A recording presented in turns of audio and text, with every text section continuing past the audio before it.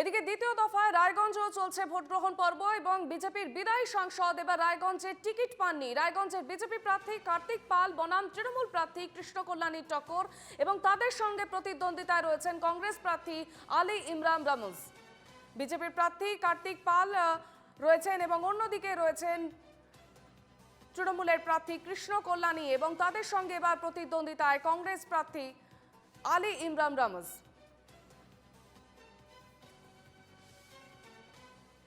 আমাদের সঙ্গে সরাসরি রয়েছেন প্রতিনিধি, রায়গঞ্জ থেকে রয়েছেন আমাদের প্রতিনিধি বিক্রমাদিত্য বিশ্বাস। সরাসরি চলে যাব বিক্রমাদিত্যের কাছে। বিক্রমাদিত্য, আজকের সকালে 7টা বেজে গিয়েছে এবং ভোট গ্রহণ পর্ব শুরু হয়ে গেছে। দ্বিতীয় দফায় রায়গঞ্জের ভোট গ্রহণের আজকের ছবিটা ঠিক কিরকম? দেখো, সকাল থেকে কিন্তু ভোট গ্রহণে তুমি লাইন দেখিয়েছি আমরা, উৎসবের মেজাজে রায়গঞ্জ শহরে কিন্তু ভোট হয়। তার কিন্তু দ্বিতীয় কোনো চিত্র আমরা এখনো পর্যন্ত খুঁজে পাইনি। মানুষ কিন্তু সকাল থেকেই নিজে ভোট লাইনে এসে দাঁড়িয়েছে, কারণ পরবর্তীকালে প্রচণ্ড গরম এখানে হচ্ছে। সেই গরম থেকে যাতে রক্ষা পাওয়া যায়, সকাল সকাল নিজের ভোটটা দিয়ে তারা এখান থেকে যে বাড়ির যে স্বাভাবিক কার্যকলাপ আছে সেগুলো তারা করবে। এখনো পর্যন্ত এরকমভাবেই রায়গঞ্জ শহরের ভোট হয়ে থাকে। এবার রায়গঞ্জ শহরে 3জন প্রার্থী কিন্তু চরম প্রতিদ্বন্দ্বিতা করছেন। তৃণমূল কংগ্রেসের কৃষ্ণ কল্যাণী, বামজোটের ভিক্টর অর্থাৎ আলী ইমরান রামুজ যিনি কংগ্রেস থেকে দাঁড়িয়েছেন বামজোটের প্রার্থী, অপরদিকে কার্তিক চন্দ্র পাল যিনি বিজেপির থেকে দাঁড়িয়েছে। বিদায়ী সাংসদ দেবশ্রী চৌধুরীকে কিন্তু এবার বিজেপির শিবির ভোটে দাঁড় করাননি রায়গঞ্জ থেকে, সেখানে তাকে দক্ষিণ কলকাতার একটি স্থানে ভোটের জন্য দাঁড় করিয়েছেন।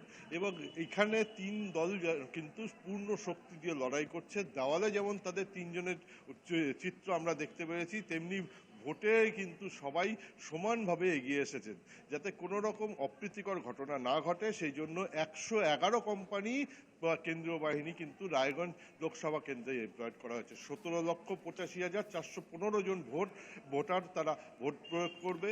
100 বছরেরও ঊর্ধ্বে, 101 বছরেরও ঊর্ধ্বে যে সমস্ত মানুষ রয়েছেন, সেটা কিন্তু উত্তর দিনাজপুরের রায়গঞ্জ লোকসভা কেন্দ্রের সর্বোচ্চ, সেখানে 309 জন তারা কিন্তু এখানে ভোট দেবেন। রায়গঞ্জ লোকসভা কেন্দ্রে যাতে কোনো রকম অপ্রীতিকর ঘটনা না ঘটে সেই জন্য কিন্তু প্রশাসন এবং কমিশন দুইজনই কিন্তু চরম তৎপর হয়ে রয়েছে। এবার এই রায়গঞ্জ লোকসভা কেন্দ্রের সমস্ত বুথগুলোতে যাতে কোনো গরমে অসুবিধা না হয়, ওআরএস এবং বিভিন্ন মেডিকেল কিট এখানে যেমন প্রোভাইড করা হয়েছে, তেমনি সমস্ত ভোট কর্মীদের সঠিকভাবে ভোট পরিচালনা করতে যাতে কোনো অসুবিধা না হয় সেদিকেও কিন্তু কমিশনের নজর রয়েছে। একেবারে বিক্রমাদিত্য, তুমি আমাদের সঙ্গে থাকো। আমরা চলে যাব, আমাদের অপর প্রতিনিধি রয়েছে কালিয়াগঞ্জ থেকে, আমাদের প্রতিনিধি পৃথা দাশগুপ্ত। পৃথা, এবারে রায়গঞ্জ অত্যন্ত গুরুত্বপূর্ণ একটি কেন্দ্র এবং সব থেকে গুরুত্বপূর্ণ বিষয় হচ্ছে এবারে কেন্দ্রীয় বাহিনী সব থেকে বেশি সেখানে মোতায়েন করা হয়েছে। আজকে সকালে ছবিটা ঠিক কিরকম দেখতে পাচ্ছ?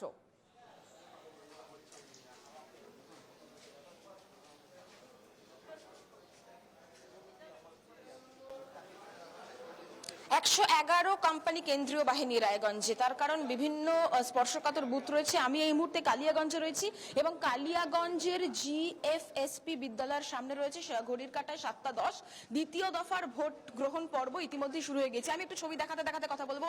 ইতিমধ্যে এখানে যে 4টি বুথ রয়েছে, অর্থাৎ শেঠ কলোনির 68, 69, 70, 71, এই 4টি বুথে কিন্তু ইতিমধ্যেই ভোট গ্রহণ পর্ব শুরু হয়েছে। এবং রায়গঞ্জ একটা অত্যন্ত গুরুত্বপূর্ণ লোকসভা কেন্দ্র, তুমি জানো। এখানে এবছর এখানে ত্রিমুখী লড়াই, সেই ত্রিমুখী লড়াই হচ্ছে। ছবিটা তুমি যদি দেখো সেক্ষেত্রে দেখতে পাবে এই যে 4টি বুথের কথা আমি তোমাকে বললাম, 68, 69, 70, 71, এই প্রত্যেকটি বুথের সামনেই কেন্দ্রীয় বাহিনী মোতায়েন করা রয়েছে। এবং সরাসরি যদি দেখাই, এই মুহূর্তে যে ছবি দেখাচ্ছি সেটা হচ্ছে যে মহিলাদের আলাদা করে একটি লাইনের ব্যবস্থা করা হয়েছে যাতে কোনো ধরনের কোনো সমস্যা না হয়। ভোট গ্রহণ পর্ব শুরু হয়েছে। প্রত্যেকের নিজস্ব যে পরিচয়, সচিত্র পরিচয়পত্র, সেই পরিচয়পত্র দেখিয়ে একদম ইভিএম এ তুমি সরাসরি সেই ভেতরের ছবি দেখতে পাচ্ছ যে ইভিএম এ তারা যাচ্ছেন এবং তারা তাদের নিজেদের যে ভোট সেটা তারা দিচ্ছেন। এবং যেহেতু এখানে 4টে বুথ রয়েছে, ফলত কেন্দ্রীয় বাহিনী এক একটি বুথে 4 জন করে থাকার কথা, সেই মতো 4 জন রয়েছে। সঙ্গে অবশ্যই সশস্ত্র পুলিশ তারাও রয়েছে। ত্রিমুখী লড়াই, তৃণমূল কংগ্রেসের পক্ষ থেকে কৃষ্ণ কল্যাণী, বিজেপি প্রার্থী কার্তিক পাল এবং জোট প্রার্থী আলী ইমরান রামস, 3জনেই ত্রিমুখী লড়াই। এবং কিছুক্ষণের মধ্যেই যেটা জানা যাচ্ছে যে বিজেপি প্রার্থী কার্তিক পাল তিনিও কিন্তু এই যে বুথ রয়েছে সেই বুথে কিন্তু তিনি তার নিজের যে ভোট সেই ভোট তিনি দেবেন। তাপমাত্রার পারদ এখানে চড়ছে, ফলত বেলা বাড়ার সঙ্গে সঙ্গে তাপমাত্রার পারদ ঊর্ধ্বমুখী হবে, সেই জন্য অনেকেই যেটা করেছেন সকাল 7টার আগে থেকেই বুথের বাইরে এসে লাইন দিয়েছেন এবং সেই মতো ঠিক 7টায় একেবারে এই যে বিদ্যালয় সেই বিদ্যালয়ের ভিতরে লাইন দিয়ে প্রবেশ করানোর চেষ্টা করা হচ্ছে। প্রচুর তুমি দেখতে পাচ্ছ যাতে কোনো ধরনের কোনো সমস্যা না হয়, কোনো অপ্রীতিকর ঘটনা না ঘটে, সেই জন্য একেবারে একদিকে মহিলাদের লাইন, অন্যদিকে যারা পুরুষরা রয়েছেন তাদেরকে আলাদা করে দেওয়া হয়েছে, আলাদা আলাদা করে ঢোকানো হচ্ছে তাদের সচিত্র পরিচয়পত্র দেখিয়ে।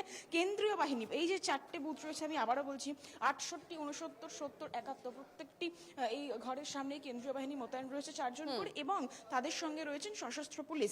স্বাভাবিকভাবেই কিছুক্ষণ পরে যেটা জানা যাচ্ছে বিজেপি প্রার্থী কার্তিক পাল তিনিও এখানে এসে যে ভোট সেই ভোট দেবেন এবং বেশ কিছু জায়গায় অর্থাৎ যেটা জানা যাচ্ছে যে রায়গঞ্জের একটি বুথে সকাল থেকে যেটা জানা গেছে যে রায়গঞ্জের একটি বুথে কিন্তু সমস্যা আছে ইভিএম এর, সেটা ছাড়া এই মুহূর্তে কালিয়াগঞ্জে তেমন কোনো সমস্যার কোনো খবর কিন্তু পাওয়া যায়নি। তবে বেলা বাড়ার সঙ্গে সঙ্গে প্রত্যেকটি যে কেন্দ্র রয়েছে সেই কেন্দ্রে ভিড় বাড়বে এমনটাও মনে করা হচ্ছে। অনেকেই আবার এই রোদটা পড়লে সেক্ষেত্রে তারা ভোট দিতে আসবেন। এই মুহূর্তে আমি আরও যে আরেকটি বুথ অর্থাৎ 69 সেই ছবি দেখাচ্ছি যে 7টা বেজে গিয়েছে এবং তারা যে নিজের ভোট সেই ভোট যেহেতু বেলা বাড়ার সঙ্গে সঙ্গে তাপমাত্রার পারদ বেশ খানিকটা বাড়বে এবং বেশ খানিকটা গরম অস্বস্তিও বাড়বে, ফলত অনেকে ভোট দিতে চলে এসেছেন এবং কড়া নিরাপত্তা রয়েছে। পাশাপাশি কার্তিক পাল তিনি আসবেন এবং এখান থেকে তিনি তার ভোট দিয়ে বিভিন্ন বুথে ঘুরবেন এমনটাই কিন্তু জানা যাচ্ছে। ফলত কেন্দ্রীয় বাহিনী যেরকম রয়েছেন 4 জন করে এক একটি বুথের সঙ্গে সশস্ত্র পুলিশ রয়েছে। একেবারে রায়গঞ্জ একটা অত্যন্ত গুরুত্বপূর্ণ লোকসভা কেন্দ্র, তার কারণ আমরা জানি যে পঞ্চায়েত ভোটে বিভিন্ন জায়গা বিশেষ করে ইসলামপুর, চাকুলিয়া, গোয়ালপুকুর এই সমস্ত জায়গা থেকে হিংসার খবর এসেছিল। আবার সেই হিংসার যাতে পুনরাবৃত্তি না ঘটে সেই জন্য কিন্তু কড়া নিরাপত্তার ব্যবস্থা করা হয়েছে এবং সকাল থেকে আপাত দৃষ্টিতে এখনো পর্যন্ত 10-15 মিনিট হয়েছে, এখনো পর্যন্ত অশান্তির তেমন কোনো খবর নেই। একেবারেই রায়গঞ্জ থেকে রয়েছেন আমাদের দুই প্রতিনিধি বিক্রমাদিত্য বিশ্বাস এবং পৃথা দাশগুপ্ত, তোমাদের দুজনকেই আপাতত ধন্যবাদ।